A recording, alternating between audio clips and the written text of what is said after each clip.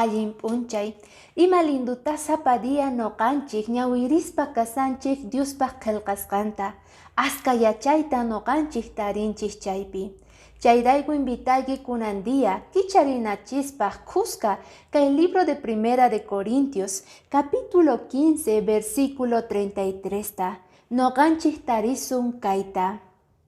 Ama engañachikuychikchu wakinkuna hina, mana allin amigoqa sumaq costumbreta chinkachingu.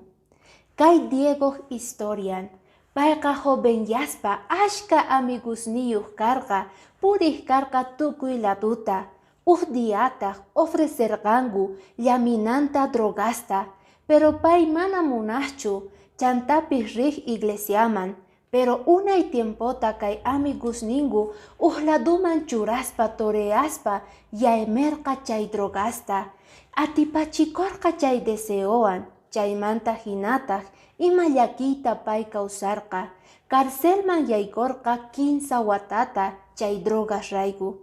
Chay ukhupi pay allintataq maqanakuq tukuy runaswan, chantapis policíaswan.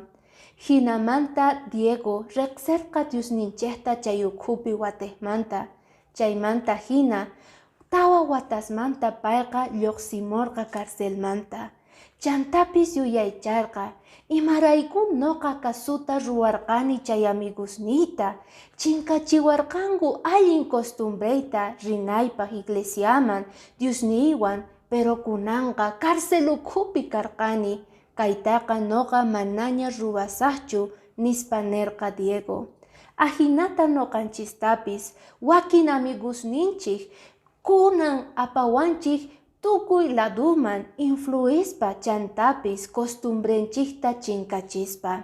Ama influichikunachu, ama noqanchik atipachikunachu, imatapis niwasqanchik mana importananchu tiyan, Diosninchik munan sumaq kawsayta apanata.